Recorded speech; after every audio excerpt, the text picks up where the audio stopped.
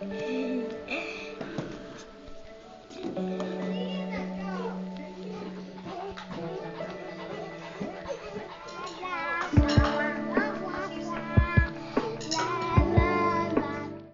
been 8 months since 6-year-old Lauren Belius was brutally stabbed to death in her Sherrill home.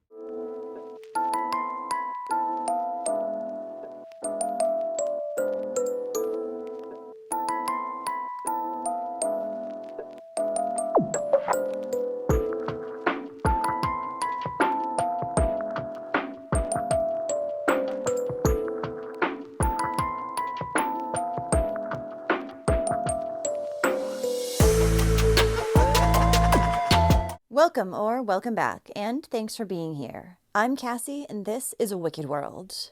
The story I have for you today is about a little girl whose death was not only brutal, but also completely unexpected. And the monster who did it to her could be walking free any day now. This is the story of Lauren Belius.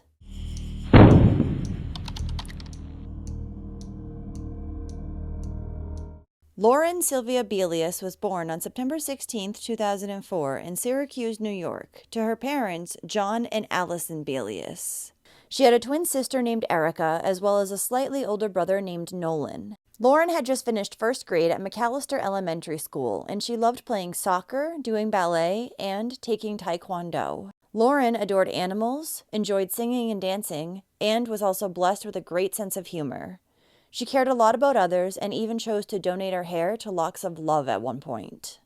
Lauren's parents had married in August of 2001, and after the children were born, the family moved to Sherrill, New York, which was known to be an extremely safe place to live and one of the best cities in New York. The parents would end up separating in 2009, however. And after that, they shared joint custody of the 3 children, with their father John having them 3 days each week. Then, in June of 2009, Lauren's mother met a new man named David Treblecock. At the time, Allison worked at Rome Nursing Home as a nursing supervisor, and David worked there as well as a certified nursing assistant. They were just friends at first, but then began dating in February of 2010. Now, David was said to be Allison's best friend, and he really seemed to love her as well as her 3 children. He did everything for them and with them, going shopping together, teaching the kids to fish, and even taking trips to nearby Seabreeze amusement park. After a little less than a year of dating, in December of 2010, David moved into Allison's home at 408 Primo Avenue with her and her children. However, the pair still told Allison's children that they were just friends, and they refrained from being romantic in their presence. By summer of 2011, Allison had switched jobs, and she was now working weekend shifts at St. Luke's at the maternity ward. David continued working at the nursing home. However, he began to pick up fewer and fewer shifts. By July, he was down to working only 1 shift every other week. Regardless, David and Allison soon began discussing taking the family on a trip to Disney World. And shortly thereafter, they began planning a trip in which they would drive down to Florida to see David's parents at Flagler Beach, before then driving back to Disney World where they would meet Allison and the children's family. The couple were both very excited about the trip, and neither could wait to go. But then, as the trip grew closer, David would confess to Allison that he really did not want to go. He said it was because he didn't want to visit his family, and had too many bad memories associated with where he used to live. David additionally told Allison that police may arrest him if he returned to his home state, because, as he claimed, he had had sex with a 12-year-old when he was only 19, but both were at a party, drunk and high. Then, he also told Allison that he had cheated on her within the first few months of their relationship.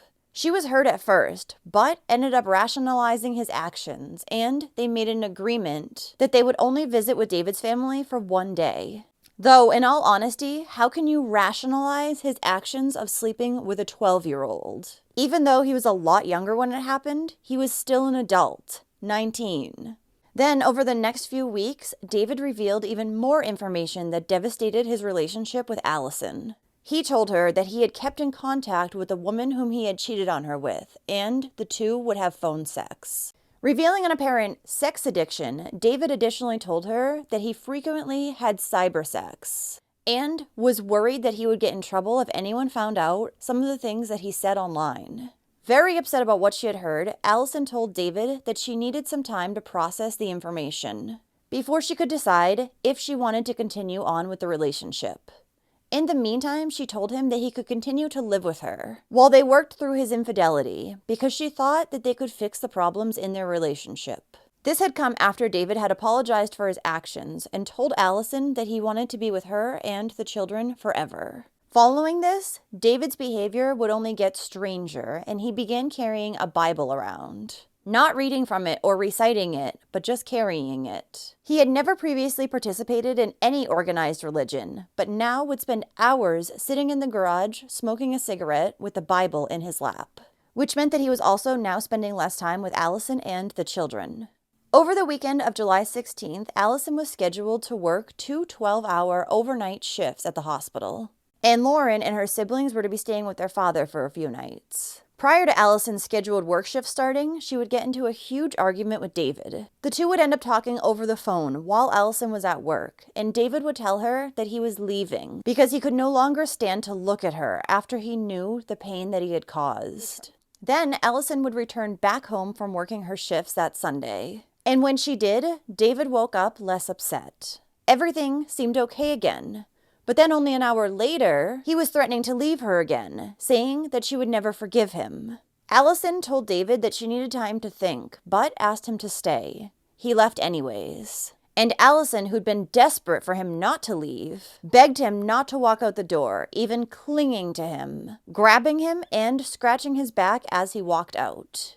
So due to that shit show, she was under the impression that their relationship was over for good this time. Once David left, Allison even threw away a few of his sketch pads and his Bible, then broke his cell phone. Confusingly, David would end up showing back up at Allison's home just a few hours later, looking high but acting happy. And he couldn't understand why she was so upset. He then promised Allison that he would never do anything to hurt her or her children, and that he loved them. The next day, Monday, July 18th, Lauren and her siblings would return back from their father's home, and they spent the entire day playing outside and swimming in the backyard swimming pool, with David even joining them at times. Then later that day, David proposed to Allison, asking her to marry him. She turned him down, however, saying that she first needed to make sure that they could sustain a relationship, and she wasn't sure if they would be together long-term or not. According to Allison, David took the rejection okay, laughing it off, then remaining quiet for some time. It wasn't long until he was acting like himself again, though, and his good mood continued. At one point during that day, Lauren came around acting silly and dancing. David told the little girl that one day she would be famous. When she went back inside, David turned to Allison and said that Lauren was his favorite child because she was special. The next day, David would play with the children at home while Allison went out to the store to grab some food. Later on, at bedtime, Allison sent her 3 children upstairs to put on their pajamas. David was already upstairs as well. But when Allison later went upstairs to join them, she found that 6-year-old Lauren was red in the face and crying. She told her mother that she felt sick, but wouldn't say what was wrong. And when Allison asked her, all she would do was look at David and then not say anything. David wouldn't say anything either. Allison ended up calming Lauren down, then tucking all 3 children into bed for the night. But only a few minutes later, Lauren's older brother Nolan went down to the garage and asked his mother Allison to speak with her. The two went back upstairs, and Nolan told her that David, whom the little boy considered to be his best friend, had talked to him about good and bad things, and told him that the world would be very scary very soon because something bad was going to happen. Allison tried to calm her son down, then went back out to the garage and yelled at David. The mother insisted that he apologize to Nolan in the morning for making him so upset. But David instead did so immediately. He went upstairs and told Nolan that he was just joking and that everything was actually going to be okay. The couple then hung out for a few hours before they headed to bed around 1 a.m. At the time they went to bed, all the bedroom doors were open, and when Allison checked in on the twins in their bunk beds, they were already sleeping in the same bed as they usually did, with their arms wrapped around one another. The next morning, around 8:30 a.m., Allison was abruptly awoken to the sound of Lauren's twin sister screaming from her bedroom. The mother immediately jumped out of bed and rushed down the hallway to see that the girl's bedroom door was closed. She began pushing at the door and realized that it wouldn't open because, as she would come to find out, it had been barricaded by a dresser. Once Allison was able to make her way inside, she saw David standing on the bunk bed ladder, stabbing Lauren. Her sister Erica was huddled at the opposite end of the bed, screaming. Allison immediately lunged at David, pulling him away from the bed. They began to tumble backwards, and as they did, David reached out and grabbed the top railing, which broke the bed and sent Lauren's limp body tumbling to the floor. Allison pushed him away and began screaming, asking why he was trying to kill her baby. He told her that Lauren was not a baby, and she was in fact bad. At that point, David pushed the dresser that had been barricading the door back in front of the door and started to cut his own wrists. Allison had rolled Lauren over onto her back and desperately began trying to revive her with CPR. The mother also began yelling out the window for help. By now, Lauren's eyes were open but not focusing on anything. However, she was still breathing. Now, as Allison was trying to perform CPR on her daughter, David had come over and stabbed Lauren again in the neck. Then he continued to inflict wounds on his own body, digging it into his wrists and trying to pull out his tendons. He also stabbed himself in the chest and began to smear blood all around. David then went back over to Allison, wrapped his arm around her neck, and stabbed Lauren yet again. Allison was able to grab the knife this time, and she wrestled with David. She was finally able to get it, and as he fell on his stomach, she stabbed him twice. Then she charged at him while holding 2 broken boards from the bunk bed and was able to tackle him into the closet. Allison was now able to grab Lauren's twin sister Erica, who had been screaming the entire time, and push her out into the hallway. The mother then also grabbed Lauren and ran out into the living room where she found Nolan huddled on the couch, rocking back and forth. The 3 fled the house, and Allison sent Erica and Nolan to a neighbor's house to contact 911. Lauren's limp body had been laid out across the grass, and her mother again tried to revive her. Though deep down, Allison knew that her daughter was gone because she was white, cold, and covered in blood.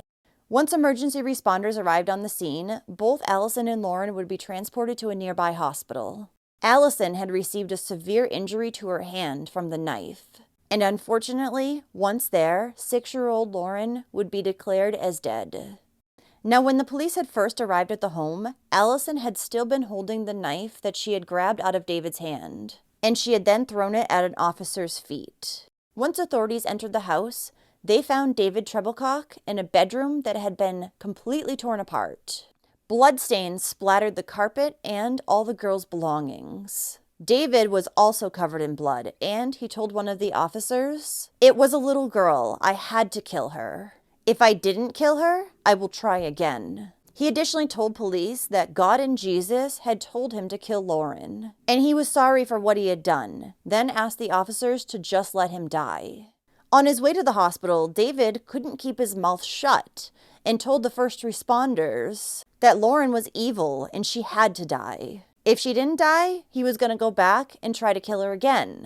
David additionally stated, "Some people will think what I did is bad, but it was good." He would continue to ask the EMTs if he was going to be put into a padded room once he got to the hospital, and refused to tell them what his name was. Then, once he did arrive at the hospital, David continued to spew out absolute nonsense and told a doctor that Lauren had seen what happened, and he had tested her and couldn't have any compassion for her.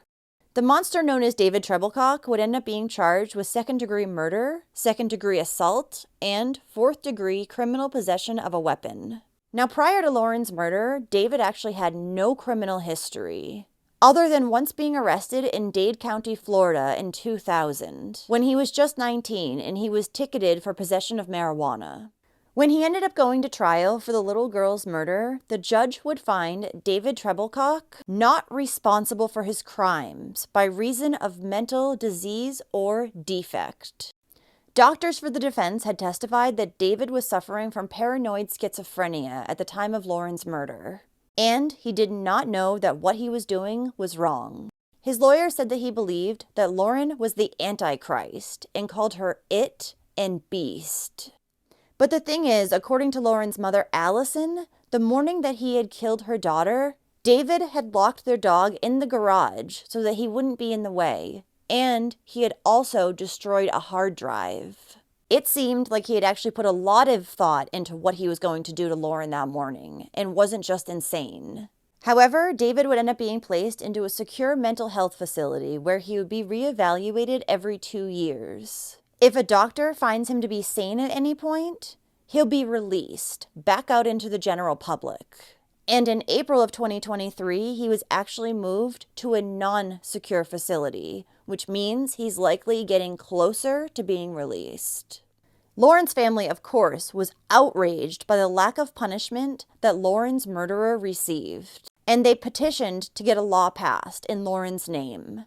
I don't care if he's in a lockdown facility for mental health or a prison. I just want to know that he's not anywhere where he can hurt anybody else, because he will. 2 years ago, Lauren Belius was stunned to find out that the man who killed her daughter was going to be held in the mental health system, not in prison. David Treblecock killed 6-year-old Lauren Belius, brutally stabbing her back in 2011 in the home in Sherrill that he shared with Allison. And I don't think he would have stopped until we were all dead that day. Allison thinks he's locked up, but because he's in the mental health system, she's not sure. There's nothing for us, no protection, and we never know when he'll get out. She does not feel safe, not for herself or for her surviving children. He's got no criminal record, so if he is discharged at any time, then there's no warning to anybody else that he's done the things that he's done. What Allison is advocating for now is something she's calling Lauren Sylvia's Law. It would make us keep better track of people who kill, and she's already getting a lot of support. She has over 20,000 petition signatures. We think a murder is a murder, no matter the circumstances. He knowingly took the life of a child and should have to pay for that, and should have to stay someplace for at least 25 years, hopefully for the rest of his life. And in the name of her daughter, and to protect her remaining family, Allison is fighting for a change in the law. Lauren's law would then later be passed, and it says that if a murderer is later cleared mentally and released from a mental hospital, then that person will have to serve the rest of their life sentence in prison, which is the way that it should be. A candlelight vigil was held for Lauren Belius shortly after her murder, and dozens of neighbors, friends, and total strangers came together to remember the 6-year-old, as well as support those who loved her. Lauren's father, John Belius Jr., would speak publicly after his daughter's death, and he would say that the only comfort he had is knowing that the last thing he did with Lauren was spend a great day with her. They had gone to the Enchanted Water Safari just days prior to Lauren's death, and everyone had such a great time. He continued by saying, "It's heartbreaking. She was my little queen. Everyone called her queen, and that's how she was treated, as a queen." John said that he had only spoken with David once, but he often asked his children questions about him and how he treated them. He had never seen anything wrong, however. In fact, the children loved David. The girl's brother, Nolan, said to his father, "David lied to us. He said he would never hurt us, but then he killed Lauren." In 2020, the children's father, John Belius, also died, so they are now being solely raised by their mother, Allison. She has said that both the children are doing okay, and they both still continue to receive counseling. Lauren's funeral was held on Sunday, July 24th, 2011, at the La Robadier Funeral Home in Camden, New York. She was then buried at the Forest Lawn Cemetery, also in Camden.